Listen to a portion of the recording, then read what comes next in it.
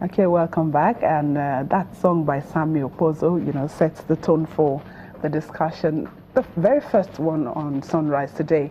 Nigeria's unity has sometimes been called to question, with incidents of ethnic, religious, and political disagreements becoming major concerns for many Nigerians. Recently, the Vice President of Nigeria, Professor Yemi Osinbajo, again said unity must continue to exist among citizens of the country in order to succeed as a nation. But it's been said that national unity as a concept cannot stand on its own. There are factors that enhance the attainment of unity. These factors we'll be looking at this morning. And we have in the studio two gentlemen. We have Malcolm Omorobo. Did I get that right? Omorobo. Chief Malcolm Omorobo is a legal practitioner. And of course, we have Oladende Ario, who is also here with us, a social commentator. Good to have you here. Thank you very much. Okay, we're talking about unity in Nigeria. And there's been a lot of talks around it. We need to restructure, we need to do this for us to continue to stay together. What's your take on this?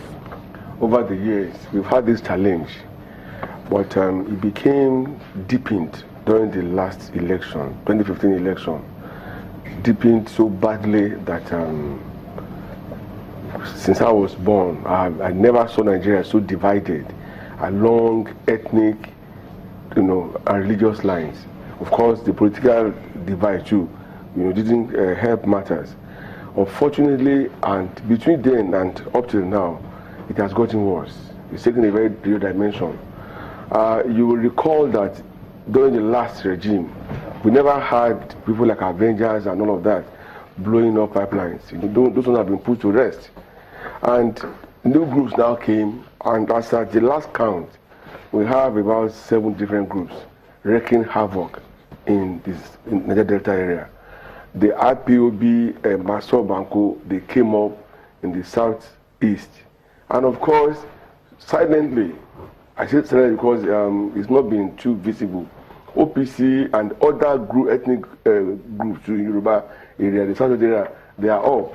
And what we've been reading of events in Kaduna State, where, well, purportedly now, because nobody has been sent to jail over that, or to prison, that some Muslims in Kaduna are cleansing southern Kaduna of Christians.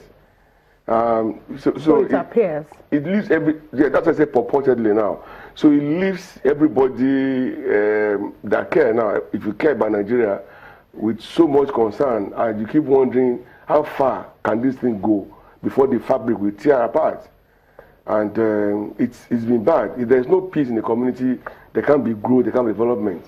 So we've all been living like strangers in our land, because you don't even know where to go, where not to go. The other day we were going to Abuja by road. We got to Okene and they said there was a communal clash between some people. We had to run back to Lagos. Just within one town. And for me, it's not the way to go. Unfortunately, these issues are not being addressed headlong. They're being treated as if they are child things, which for me is making them to escalate. I saw people who were arrested on television. There were about 50 of them, who said they were the ones murdering people in Kaduna, southern Kaduna. Where maybe if these ones can go to jail, because all these things, they will continue to grow if people don't get punished. You can't just wake up from wherever corner you are in Nigeria and think you want to run the others out of their communities. It's not right. So it needs to be addressed, more frontally than is presently being done. Okay, Mr. Miracle, he talks about if peace does not exist in a community, there's no growth. Now, I would like to go back a bit and look at historically. What has the situation been like? We've lived, Nigeria as a nation that has been, we've existed for 100 years plus. We celebrated our centenary sometime last year. So, historically, can we look at those things? What are those things that were able to hold us together? Because religion was there before. There were ethnic group nationalities there before. Well, what's happening right now is not new. We do a lot of talking in this country, a lot of grammar. We fail to take, we're not sincere. Nigeria is built on a shaky foundation. First of all, I must say that I am in support of an indivisible Nigeria, where I believe Nigeria can do great things. Coming together, I believe the country should be one. But then there are basic things. We already know these things. For God's sake, where are all the reports of all the constitutional conferences held? I expect this new government to hit the ground running by picking up the last constitutional conference. All that were said, you brought the whole brains together to deliberate on issues, on how to move this country forward. And having done all this beautiful work, you sweep it under the carpet and you start saying the same thing all over again. All these things have been said before. They've been said all over and all over again. You just need to take them and say, look, come, this is what my predecessor in office has done. Bring this report. Government is continuum. Now, what Nigeria made up of over 200 and how many ethnic groups? And this is what we agreed on.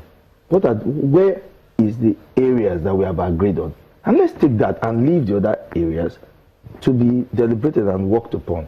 You're talking about religious unrest, you're talking about Avengers. Until the issues of true physical policy of a federation is put into place, you will never cure that problem. Right. Until you are able to say, look, produce your cocoa, keep your revenue, as it was done before. Now you give the federal government this percentage, and you will see what will happen. You will see healthy competition. Look, in the 60s, before the oil boom came into existence, it might be strange to the new generation that Nigeria was such that every region kept their resources and gave the center little. All the Western development you see in cocoa house and all that was done from cocoa, not oil. The groundnut pyramid, from agricultural product. But immediately we now had the oil boom. We now centralized everything. Too much centralization by the military. So now everything becomes central. So until we go back and say there should be true physical federation, we cannot go anywhere. We cannot go anywhere. They will continue to be bombing, there will continue to discontentment, and so on and so forth. Then you now talk about other areas. Look, until we look at what is federal character. A very senior president, ex-president that I was talking about, an Igbo president, I see it as, preposterous. I see it as senseless. I'm sorry to say, use that language. We should be talking about merit in this country. Nigeria, we should be talking about merit. I don't care where you come